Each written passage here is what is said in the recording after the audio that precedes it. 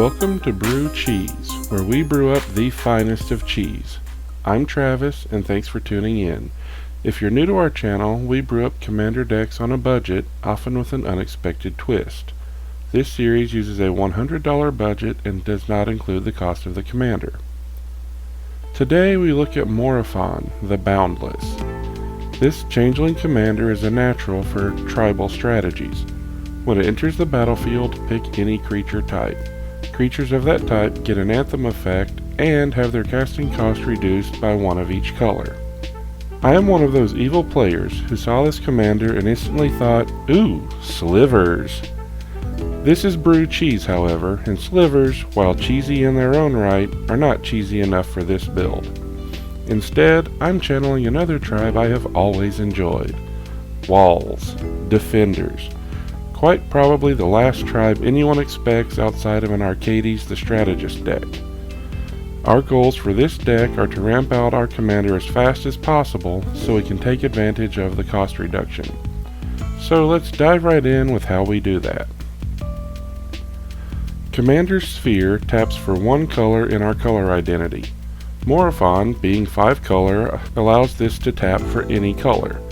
We can also sacrifice the sphere to draw a card once we have plenty of mana from other means. Fellwar Stone is a fantastic 2-drop in this deck as it will tap for any color we need fairly quickly. Note that this can only tap for colored mana, no matter if your opponent should have a land that taps for colorless. Pyramid of the Pantheon has to be built before it becomes fully active. By paying 2 and tapping the pyramid, you add 1 of any color and it gains a brick counter. Once there are 3 bricks on the pyramid, it taps for 3 of any one color. Sol Ring doesn't really need an introduction, does it? It does? Okay. It costs 1 and taps for 2. Arguably the best 1-drop in commander. Mind Stone taps for 1 and can be turned into card draw later for the cost of 1 and sacrificing it. Hedron Archive is basically 2 Mind Stones fused together. It is essentially a doubled copy of the Mind Stone, tapping for 2 and drawing 2 later for a cost of 2. Cultivate searches your deck for 2 basic lands, puts 1 into your hand and 1 on the field tapped. Vine Trellis is the first of our walls. It is a 0/4 that taps for 1 green.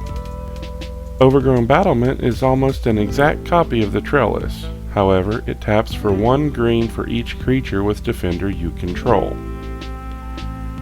Axebane Guardian is a 0/3 that taps for mana equal to the number of defenders you control in any combination of colors. Since all of our walls and all but 3 or 4 of our creatures in this deck have defender, these last 2 can generate tons of mana. The draw package might seem a little light at first.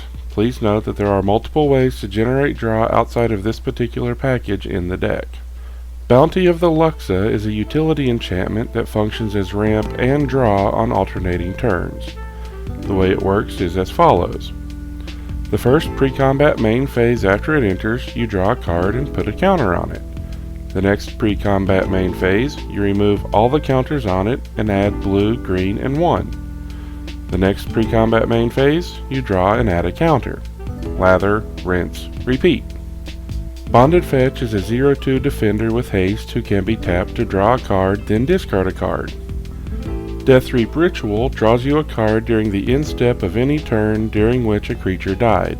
This does include opponent's turns. Everwatching Threshold draws you a card whenever an opponent declares an attack at you or a planeswalker you control. Righteous Authority is an aura that draws you an additional card during your draw step and gives the creature it enchants a +1/+1 boost for each card in your hand.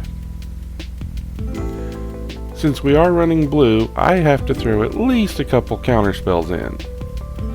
Arcane Denial counters a spell and draws you a card during the next upkeep. It does allow the caster of the counterspell to draw 2 during that same upkeep, which I think is a fair trade-off. I would gladly give my opponent 2 cards if they don't get to cast their maxed out Torment of Hailfire. Counter Squall counters a non-creature spell and shocks the controller of said spell. Brave the Sands is a utility enchantment that gives all of our creatures vigilance and the ability to block an additional creature. Time for your tutors to help you find the answers you need. Diabolic Tutor searches your deck for any one card and puts it into your hand. No revealing it. Mastermind's Acquisition functions identically to Diabolic Tutor with an additional ability that is not recognized in official play. In casual play, as long as your playgroup is okay with it, you can tutor a card you own from outside the game. Stay tuned to this channel for discussions on effects like this. Increasing Ambition searches for any card and puts it into your hand just like the last two. However, it does have a flashback that allows you to search for 2 cards instead of just 1. On to the Defenders. Spear Spewer taps to deal 1 damage to all players. Lobber Crew taps to deal 1 damage to all opponents and untaps whenever you cast a multicolored spell. Stalwart Shield Bearers is a 0/3 that pumps the defense of all defenders you control by 2. Now it's time for the meat of the deck, the reason we are here. The walls are ready to be built. A very important note, with Morophon on the field, the casting cost of these spells is merely the colorless number, with one exception. Archer's Parapet is a 0/5 that can be tapped along with a black and 1 to cause each opponent to lose 1 life. This is not damage. Jungle Barrier is a 2/6 that draws us a card when it enters the field. Psychic Membrane draws us a card whenever it blocks. Wall of Blossoms and Wall of Omens are green and white versions of the same 0/4 that draws a card upon entering the battlefield. Wall of Hope and Wall of Essence both gain you a life for each damage dealt to them. Tinder Wall is a 0/3 that can be sacrificed for 2 red mana. You can also pay red and sack it to deal 2 damage to a creature it blocks. Wall of Bone is a 1/4 that regenerates for 1 black. Shield Sphere, one of my personal favorites, is a 0-drop 0/6 that gets a -0/-1 counter when it is assigned as a blocker. Wall of Junk returns to your hand at the end of combat if it blocks. It is a 7 toughness for only 2 mana. Wall of Tanglecord is an 0/6 that can be given reach at the cost of 1 green. Consulate Skygate and Wall of Vines both have reach. One is merely an 0/4, the other is an 0/3. Fogbank is a perfect blocker for this deck as it has flying and deals and takes no damage from combat. Hover Barrier is a fairly vanilla 6 toughness flyer. Wall of Air is the exception to the cost reduction statement from earlier. It costs 1 blue, so with the cost reduction from our commander it will cost 1 and a blue, for a 1/5 flyer. Wall of Resistance is a flyer that gets tougher if it survives being damaged. It gets a +1 counter to toughness at the end of any turn in which it is dealt damage from any source as long as it survives. This does not have to be combat damage. Wall of Nope, also known as Wall of Denial, is a 0/8 with flying and shroud. Pramicon Sky Rampart is a fun way to change things up. It's a 1/5 with a very unique ability. When it enters, you pick left or right. Players can only attack the nearest opponent or planeswalker in that direction, so you only have to worry about one player attacking you while it is out. Cleansing Nova is a utility board wipe that lets you destroy all creatures or all artifacts and enchantments. Dusk to Dawn destroys all creatures with power 3 or greater, then can be cast to return all creatures with power 2 or less from your graveyard to your hand. Since the vast majority of our creatures have power 0, this is effectively a one-sided board wipe. Should a number of our creatures be sent to the graveyard, this allows them to get them back. Similarly to Dusk, Fell the Mighty destroys all creatures with power greater than target creature. Again, I point out the power of our creatures. Ancient Grudge destroys target artifact and can be cast a second time for only 1 green. Beast Within destroys any permanent. However, it does give the controller of said permanent a 3/3 green beast, usually not a downside. Vamp Charm is a toolbox card that can destroy an artifact, put a creature on the bottom of a library, in most cases effectively exiling it, or countering an instant. Casualties of War is another toolbox that can destroy one of each of 5 different types of permanent. The next section I am calling Tutor Targets. The problem with Walls and Defenders is that they can't attack. Sure, we've got some abilities to damage our opponents, but nowhere near enough to win. Time to change that. Arkady the Strategist. I referenced Arkady at the beginning of this video. This deck is essentially an Arkady's deck with 2 more colors added. He's a flying vigilant dragon that lets our defenders attack and deal combat damage using their toughness instead of their power. He also draws us a card whenever a creature with defender enters the battlefield under our control. High Alert does most of the same things as Arkady's, however it's an enchantment, does not draw us cards, but does allow us to untap target creature at the cost of 2, a blue, and a white. Assault Formation causes our creatures to assign combat damage based on toughness. It allows us to pay 1 green, and target creature with defender can attack this turn. It also gives all of our creatures a +1 bonus to toughness till end of turn for each 2 and a green we pay. Huatli, the Sun's Heart, is the only planeswalker we are running.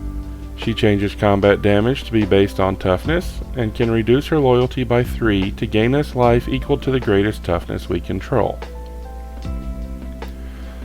Rolling Stones are going to perform Paint It Black. Oh, oops, sorry. This is an enchantment that allows our walls to attack, not a rock band. Sorry Mick, maybe next time. Wakestone Gargoyle is a 3/4 non-wall with flying and the ability to pay 1 and a white to allow all creatures with defender to attack this turn. Arcane Adaptation is here to turn all of our creatures into walls. This includes cards in our hand and library. With this and our commander out, all of our creatures have their casting cost reduced by 1 of each color. Joda, Archmage Eternal, is a 4/3 flying wizard who lets us pay 1 of each color for our spells instead of their costs. Fist of Suns is an artifact version of Joda. With either of these out, while our commander is in play, we can pay nothing for any wall in our hand. Throw in Arcane Adaptation, and we pay nothing for any creature in our hand. Approach of the Second Sun is an alternate win condition. The first time we cast it, we gain 7 life and put it back into our library under the top 6 cards. The second time we cast it, we win the game. However, the second time we cast it, it must resolve. If it is countered, we don't win. The last non-land card in the deck has a major effect on our lands, and should probably be the first card you tutor for if at all possible. Blood Sun draws us a card upon entering the battlefield. Then it causes all lands to lose all non-mana abilities. Why is this so important for us? Most of our lands have enter the battlefield abilities that are not exactly great. With Blood Sun out, our lands won't enter tapped and will not bounce other lands. So, let's dive into these lands and see what we've got. Azorius Chancery, Boros Garrison, Dimir Aqueduct, Golgari Rot Farm, Gruul Turf, Izzet Boiler Works, Orzhov Basilica, Rakdos Carnarium, Selesnya Sanctuary, and Simic Growth Chamber all function identically. Each enters tapped, each bounces a land back to our hand, each taps for 1 mana of each of its guild's colors. For example, Dimir Aqueduct taps for 1 black and 1 blue. Croesus' Catacombs, Daragaz's Caldera, Dromar's Cavern, Rith's Grove, and Treva's Ruins are all the lair lands. Each bounce a non-lair land upon entering the battlefield. Each also taps for 1 of 3 mana according to the dragon it supports. Rupture Spire, Transguild Promenade, and Gateway Plaza are 3 versions of the same card. Each enters tapped, costs 1 colorless, and taps for 1 of any color. Evolving Wilds and Terramorphic Expanse each fetch a basic land onto the field tapped.